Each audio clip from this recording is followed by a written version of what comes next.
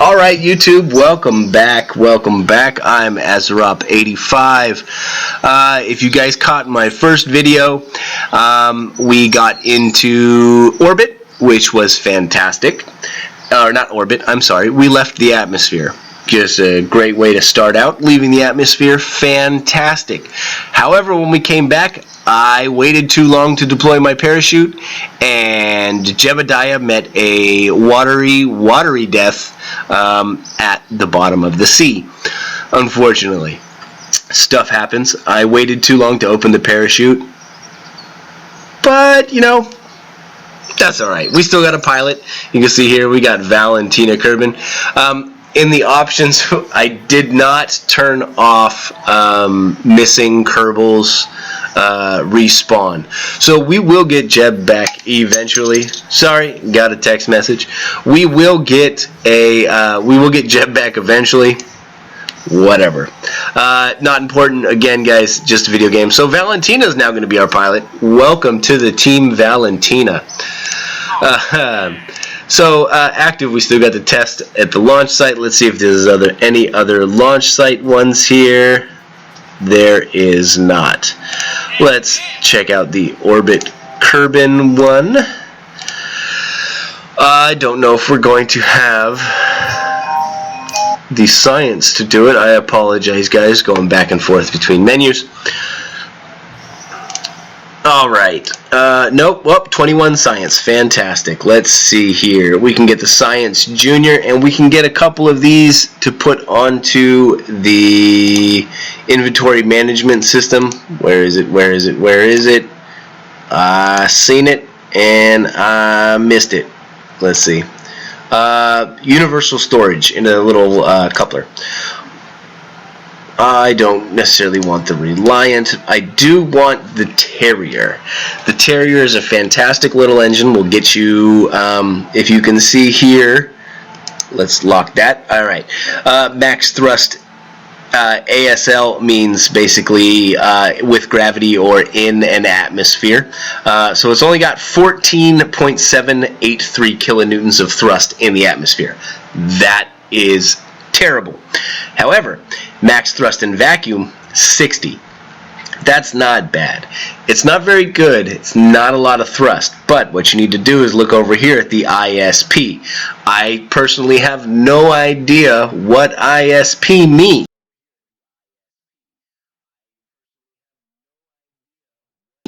However, I do know that the bigger number, the better.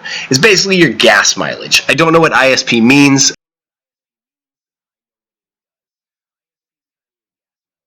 I know what it does. ISP is kind of your gas mileage. So it gets 85 ISP in an atmosphere and 345 in a vacuum.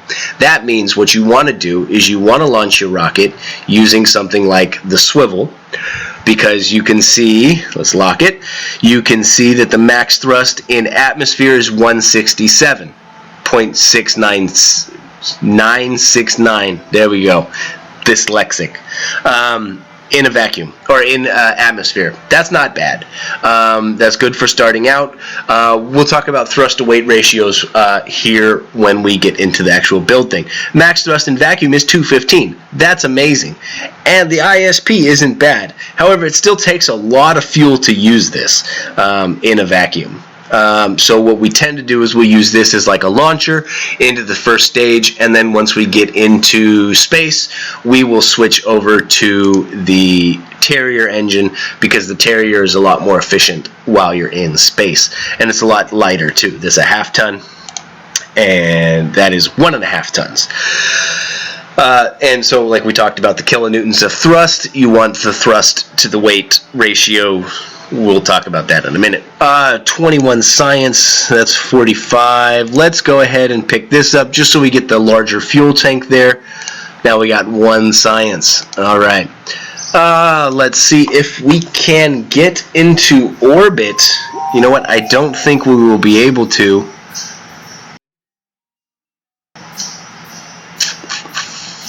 We probably could. Let's see, what is, I've got this on my phone.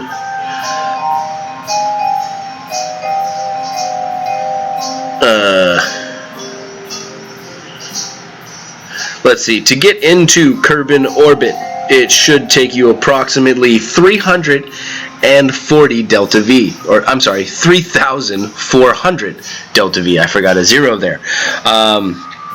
You can see here that our atmospheric delta V is 2018. This is not enough to get us into orbit. A lot of times what you'll do is you'll throw a stage in there. I don't have the Terrier, which is normally how I do finalize my orbit. You know what? Let's go ahead and we can try this. Let's see if we can't get enough delta V. You know what we're going to do? We're going to do this too. We are going to swap these little fuel tanks out with these bigger fuel tanks because they are a little bit cheaper.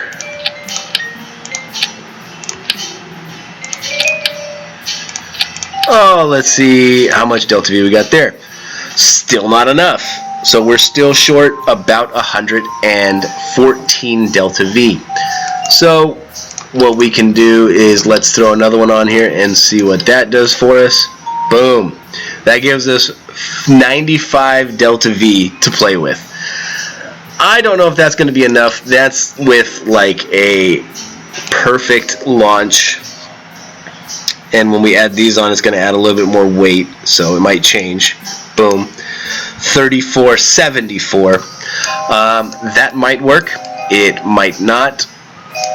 But, you know, like I said, it's a game. Let's see how it goes. Who's our pilot?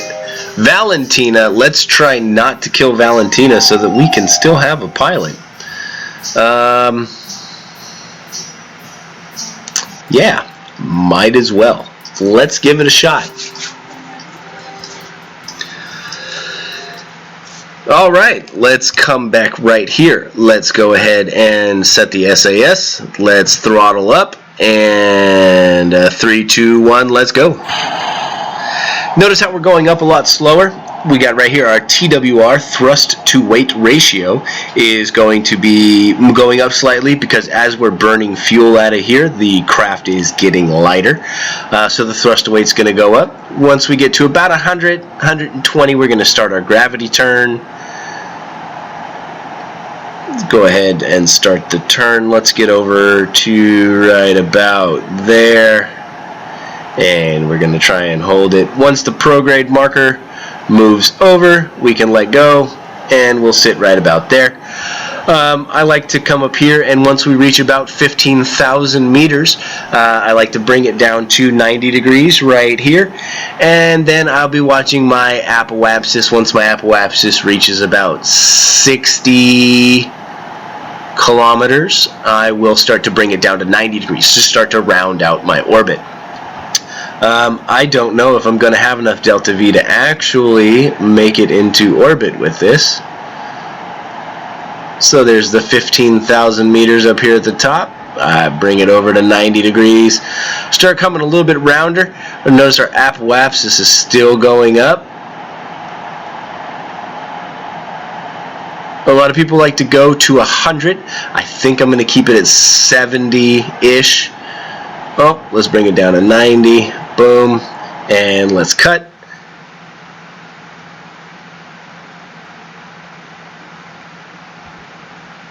Check our map. What's that looking like? Oh, that's terrible. We are not going to make it into orbit. See, we have 25 seconds left here. That's not going to be enough. Oh, look, we're back down below. Let's burn a little bit. Let's get back up. See, our apoapsis is going down again because we're still in the atmosphere. Yeah, we're definitely not going to make this. Oh well, whatever. It's a game. So we're coming up. Apoapsis should stop falling as soon as we hit 70,000 meters. Almost there, almost there. What we're going to do is going to watch our time to apoapsis. Definitely not going to make it. So what I'm looking at is this gray line here is basically our trajectory where we're going. The apoapsis is there. It's set at 77,629 right now. We will get there in 1 minute and 4 seconds, and we're going to try and make that go around the world. 13 seconds, 13.9 seconds is not going to be enough time for that, just going from my experience. There's the music change again. You can see we are now there. 50 seconds. Let's see how good we can get it, though. I'm going to start my burn. I think I'm going to try about 30 seconds. What we're going to do is we're going to watch and see how fast it changes, this time to apoapsis. You want it to stay pretty steady is the overall goal. There's 30. Nope, going up too fast. So let's bring it down to 25 seconds now. And what we want to do is we want to bring our periapsis up to 70,000 or 70 kilometers. 20 seconds is now. Still going up pretty quick.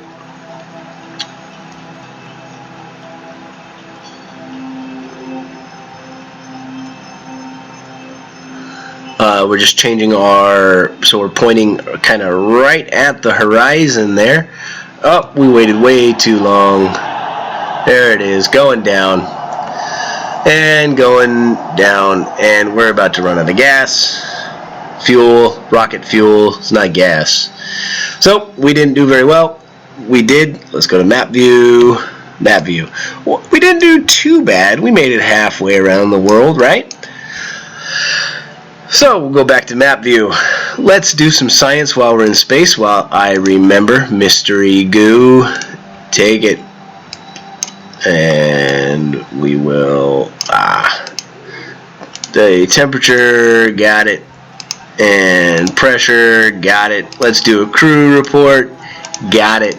Alright, let's point this at the world so we can bomb somebody, and boom! Bye-bye! Looks like it's going to hit somebody over here. Let's hope it doesn't land on somebody's house. So we are now coming back down from our apoapsis. We can look at the map here. There we are.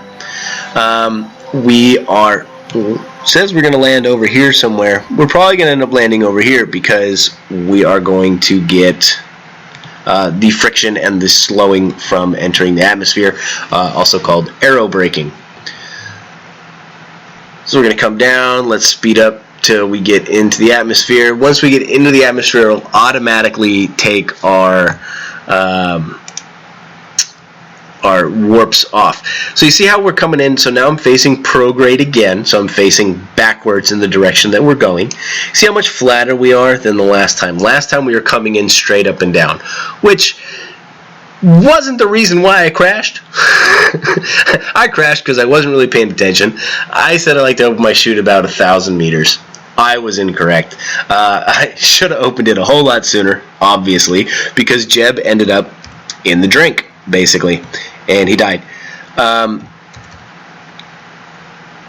So we're going to go ahead and speed up till we start getting some heat, which should be happening fairly shortly, probably about 50,000 meters. Oh, and we're going to land in the dark, which is lovely. There we go. We're getting some heat. So you guys notice how I only did the science on one side of the craft. The reason I did that is because where we land, we're going to be in a different biome, and we will be able to get science from that biome as well. Just a little bit of extra science. So we're going to keep coming in. Notice that our surface speed is dropping fairly rapidly. That's because we are getting all of this friction here. There we go, about 1,000, and it goes away. Over here it's red. See, I showed you in the last video how it's red. That means it's not safe to open. Just changed to white. Let's not crash and die this time. And we will go ahead and deploy our chute now. I apologize for it being very dark. Very pretty, though. That is one hell of a view. So now what we're going to do is we're going to come in, and the chute should open on its own at about 10,000. That's what I had wrong. There it is. Chute opened on its own at 10,000. Slow it down a little bit. Make sure it gets all the way open. Looks like we're going to have another ocean landing. This time, though, we are only going 6 meters per second, so Valentina will survive. Let's speed up while we come down into the water. Doop-a-doop-a-doop. And coming down, let's slow down time. We can come in here and watch Valentina land in the water. Fantastic. Let's do a little bit of science while we're here in the water. See, mystery goo observation from Kerbin's waters. The goo escapes into the water. Oh no. Let's check the barometric pressure. Go ahead and take that. We will check the temperature. Take that. Did I do a crew report already? I did a crew report from space. The space is going to be better, so let's leave it at that. We are there. Recover the vessel.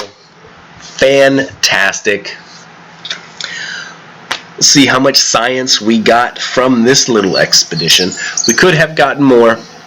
58, not bad. We earned 55 science. We have 58 total. Awesome. Recovered some stuff. Recovered the pod, the heat shield, the mystery goo, barometric pressure, and the parachute, monopropellant, and ablator. Fantastic. Notice we didn't recover the first stage, which was the rocket and the fuel and the fins, because that probably blew up somewhere. Valentina gained 1 experience point from leaving Kerbin's atmosphere. Again, we tried to get into orbit, however, I failed miserably. So, but what we can do is we can go ahead we can get the Terrier engine. Fantastic. Now we have 13 more, which isn't enough for anything. So now I will show you guys what a 2-stage rocket is going to look like. So we can take that off. We will throw on the Terrier engine. Boom. Then, oh, I got bigger fuel tanks too. Now we'll leave it like this. Alright, then we'll leave the coupler. We'll throw the coupler on here. And boom, couple. And we'll put this back on. Boom.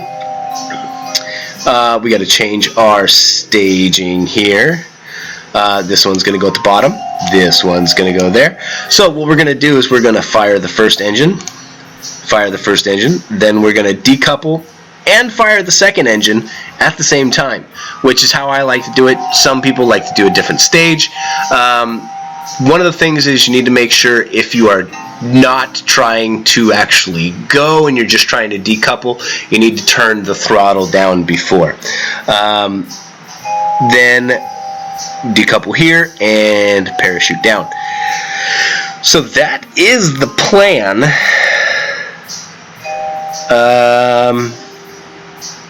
That should be enough to get us into space, and then that should be plenty to get us into orbit. I don't know. Let's find out. Valentina, are you sitting in the seat? Yes, you are. Alrighty, let's try this one more time. And let's go.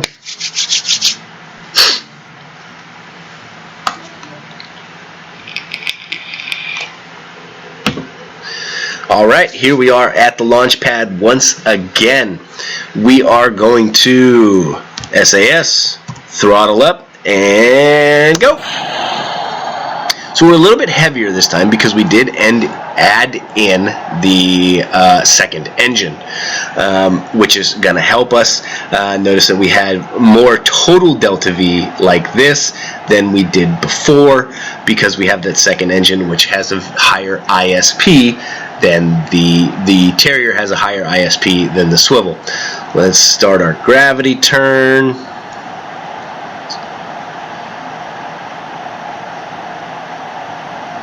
Get it to right about there. Again, you're pulling the prograde marker over.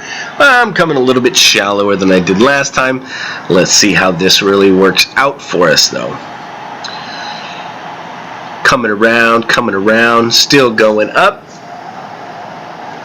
Again, once we reach about 15,000 meters, we are going to bring it down to about 90 degrees. Fantastic. And then we're going to watch our apoapsis.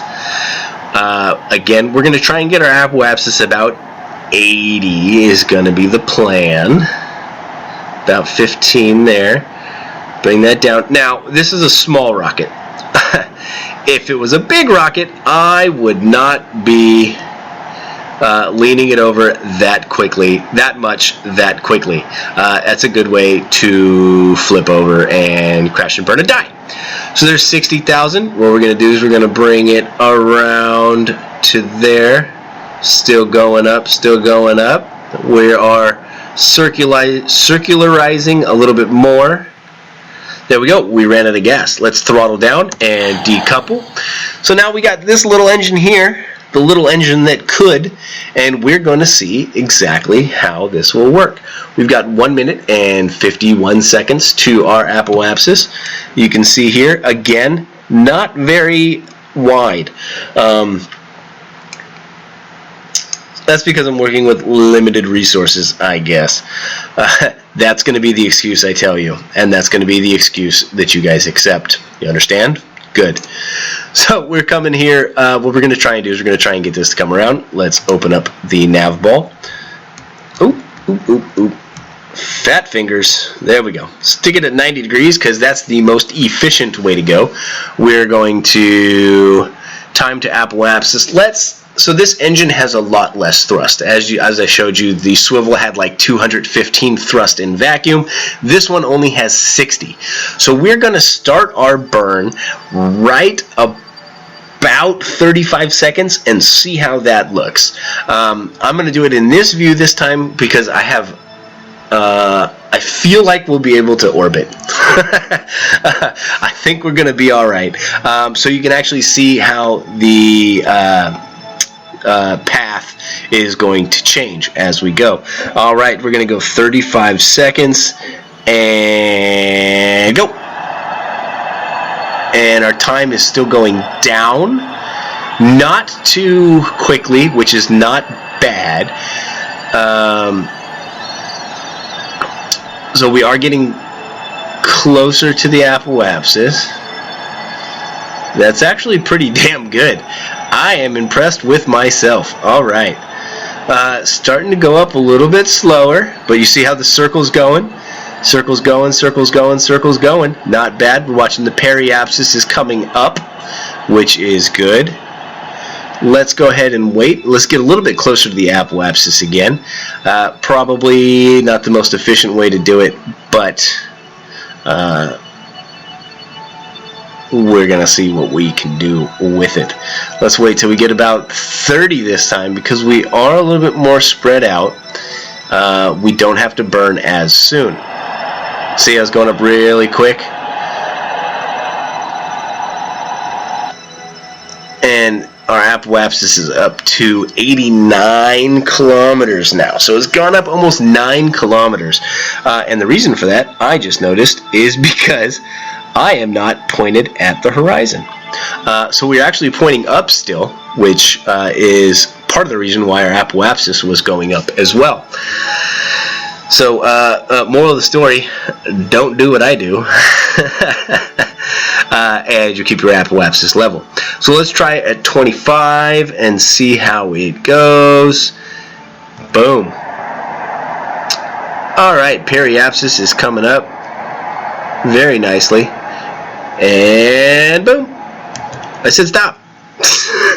Sorry, I was over the MechJeb with the mouse, and when you're over the MechJeb with the mouse, the keyboard buttons don't work. So now we have a very not circular orbit here. As you can see, our apoapsis is at 137 kilometers, and our periapsis is only at 86. But you know what? It's an orbit. Let's zoom out. Let's zoom out. You can see over here it's a little bit closer than it is over here. So we can go around and around and around and around and around.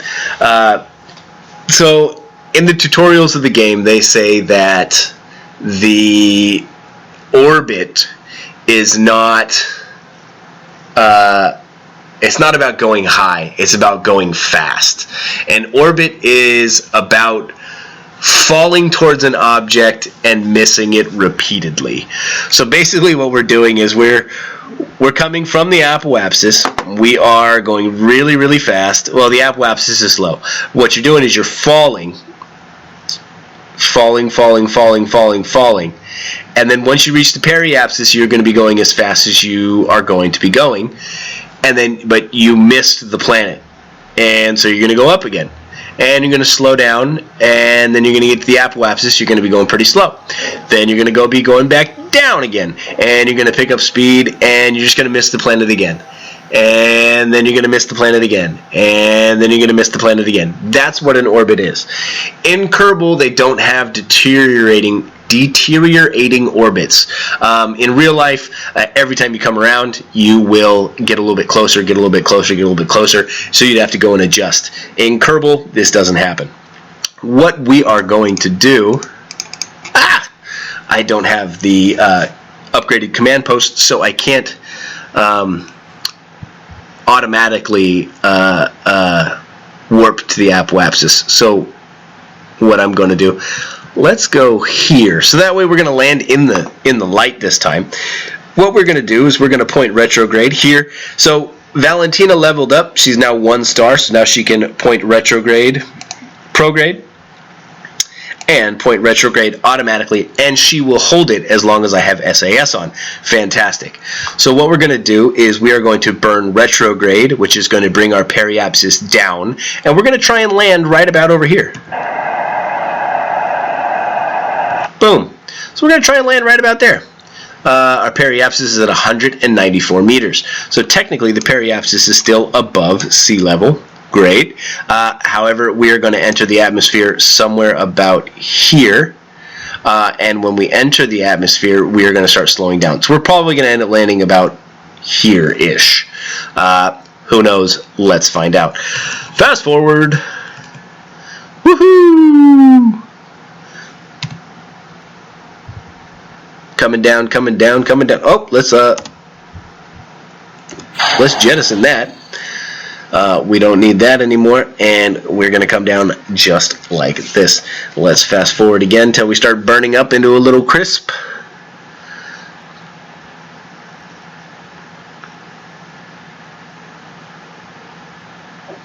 Again, right about 50,000 meters is when it starts to happen normally, because that's when we start getting into thick enough atmosphere here. See, there it is. And we're going to keep locked. Let's go ahead and take the SAS off, because we don't need it, because we're going to come in pretty steadily just like that. Look at Valentina's smiling face down here. She's so happy to be coming home. Uh-oh. Let's slow down a little. These little lines here are heat. Something was hitting, was getting a little too hot. If those bars fill up, stuff will explode. And if stuff explodes too close to your crew cabin can like take damage or more heat, and then your crew cabin can explode, and then we'd lose our second pilot. Again, because I'm half retarded. Let's check where we're going to land. See? Called it. I'm going to be right about here, maybe a little bit closer because we're still slowing down quite a bit. Coming down.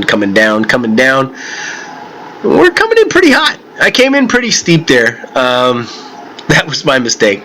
With a pod this small and not really having anything on it, it's not that big of an issue. But if you start trying to land with big stuff, you start trying to land with science bays and all that other fun stuff, when it gets heavier and heavier, it gets to be more of an issue. What I mean by that is if you're coming in at an angle like this, obviously you're going to have more time to slow down through friction and the atmosphere than if you just came straight down. You're going through a lot more atmosphere going this way than if you just came straight down this way. So that's why you want to come in at that angle. In real space, there's a very narrow window in which you would need to re-enter the atmosphere so that you don't burn up. Because if you come in too steep, you don't have a lot of atmosphere to slow you down. If you come in too shallow, you're going to be burning for a whole lot longer. And in Kerbal, you can use this as a method in Kerbal to actually slow down. And like if you run out of fuel and your apoapsis, returning from a planet or from the moon, you want your apoapsis to be about 30,000, or your periapsis, I apologize. You want your periapsis to be about 30,000 meters, which is a good slowdown area.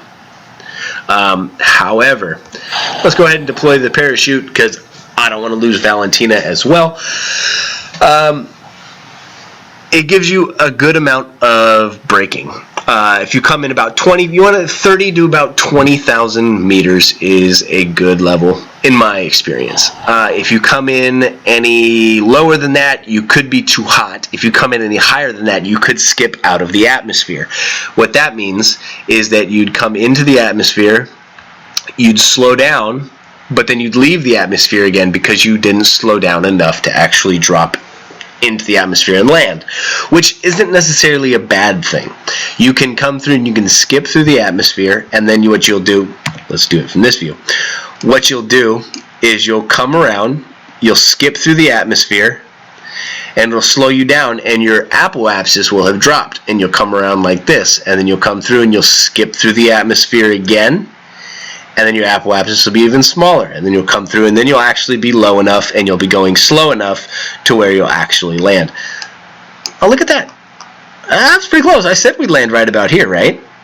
Something like that. That's not too bad.